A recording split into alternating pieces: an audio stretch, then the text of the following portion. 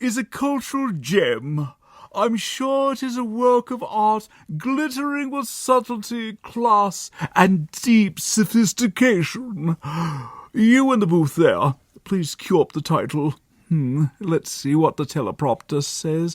A Kaiju Carousel proudly presents Johnny Sokko and his flying robot? That can't be right. Are you sure? Oh my, this is ridiculous.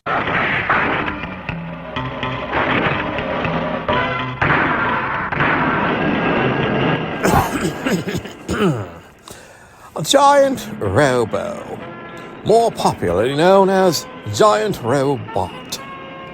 Height, over 50 meters tall, towering over most structures and adversaries. Weight, massive, estimated to be several tons.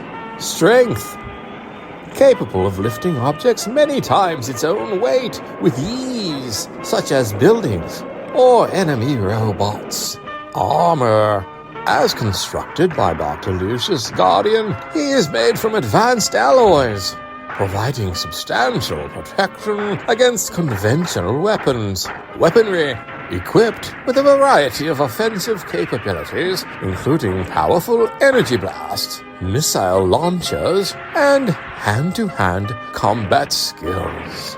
Speed, surprisingly agile for its size, able to move swiftly in combat situations and evade attacks. Special abilities, controlled by Mr. Johnny Sokko via a wristwatch-like device allowing for precise maneuvers and coordinated attacks, can also unleash devastating finishing moves, such as the Rocket Punch or the I-Beams. Weaknesses: vulnerability to energy drains. Sustained use of its powerful weaponry may drain its energy reserves, leaving it temporarily incapacitated. Limited autonomy. Relies heavily on Mr. Sokko's commands for strategic direction, potentially becoming less effective if Mr. Sokko is incapacitated or unable to control it. Giant Robo is a formidable force on the battlefield, combining immense strength, advanced weaponry, and surprising agility. However, its effectiveness ultimately depends on the skill and resourcefulness of its human controller, Mr. Johnny Sokko. I have been Myles the Magnificent. And it is your esteemed pleasure to have been exquisitely delighted by our scintillating, yet appropriately concise, tale of the tape. You're welcome.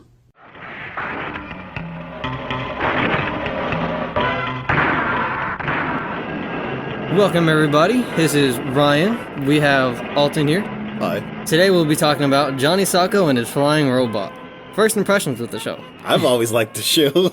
Like I said, I have history with the show. I remember watching it as a kid. It's just something that really intrigued me. I think what kid doesn't fantasize about controlling a giant robot? Yeah, doesn't like giant robots and stuff. I think a lot of kids wish they were Johnny Sokko. Yeah, that would have been cool to be able to control a robot with a wristwatch. The new age Apple Watch and you're over here controlling over. Yeah.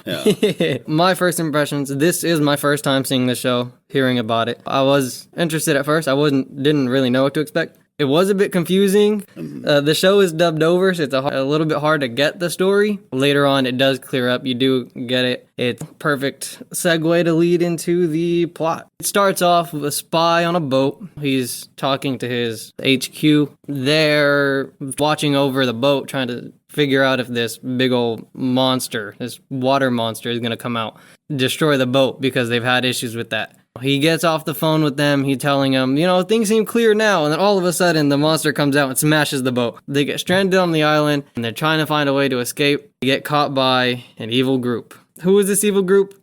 Gargoyle Gang, led by someone named Emperor Guillotine. What a name for someone so brash. So basically, the island that they were taken to, there was a scientist that they were holding hostage and forcing him to build basically a giant robot for their own purposes. Jerry Mono and Johnny Sokko end up escaping the interrogation room they were in, end up going down a hallway, which looks like a dead end, ends up being an elevator that takes them down to basically where the robot is being built at. Some like underground lab. Yeah. And then that's where they meet the scientist, Dr. Lucius Guardian, who built the thing, which is kind of weird. That wouldn't he need help to build that thing? But anyways. He's building a whole robot by himself. Kind of makes you wonder how long it took him to actually build it from start to finish. The Gargoyle Gang's still chasing after them. The scientist explains to them the only thing he's missing to activate him is atomic energy. But the scientists had already planted a bomb that activates the, atomic bomb, I guess you could say. Yeah, it set up some bomb, and it goes off. It goes off. Prior to that, the scientist shows both of them a watch to communicate to the robot, which was confusing. At first, all three of them were talking, but since Johnny Sokko addresses the robot by name, I think that's why his voice gets imprinted on his brain. Scientist tries to hold off the Gargoyle Gang. He ends up dying because he gets shot up.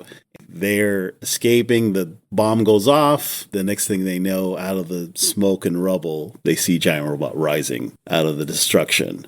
Johnny Sokko realizes he was the one that has access to the robot, no one else, because of his voice. So they end up hitching a ride in the hands of this giant robot to Tokyo. Around that time, that's when the Emperor Guillotine unleashes the Dragalon monster on Tokyo. It was perfect timing. By the time they get to Tokyo, you get to see the first fight. Giant Robot actually fights the Dragalon monster. And of course, they have their own little gunfight too. And that's pretty much, that wraps up the first episode. Yeah. As we had brought up, we have these monsters. So we'll get into that now. You have the big old robot, giant robot, just very slightly. You have the actual monster. And you said the name was? Dragalon. There you go. See, Giant Robot initially was created for them to do their bidding. Why they would need a giant robot when they had access to all those monsters is beyond me, but that's what they went with. It's adding to the arsenal is all.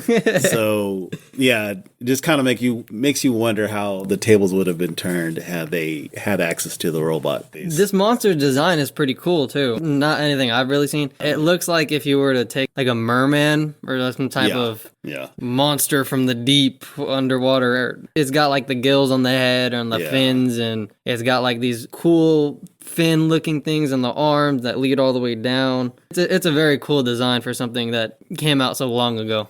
Yeah. That looks interesting. I also noticed the robot. I'm not sure what the design is based off of, but its head looks somewhat like a pharaoh. I'm not going to lie. Yeah, that's exactly. They were going with a kind of like an Egyptian pharaoh stylization. Okay. But that's just the head. Everything else is just standard robot look. Yeah, everything else and then very Tin Man robot sort of look. I mean, the story was actually, as I said, confusing at first. As it goes on, it picks up, it gets a bit more understandable. And then by the end of it, you have the fight scene and all that. That's the big part, the part that you want to focus on. That was a funny scene there. They're just flailing at each other like sort of doing these wide over arm slaps because as it's two people in costumes, so they don't have much movement. They're sitting there trying to slap each other around. It's a funny scene. It's supposed to be, bombastic though. Yeah, over the top. Anything else you want to add though? Final thoughts? They used to have something called Voyage into Space, which was a show that was put together from a bunch of the episodes. Earliest memory as a kid in kindergarten was watching that show and then going to school the very next day and emulating the robot.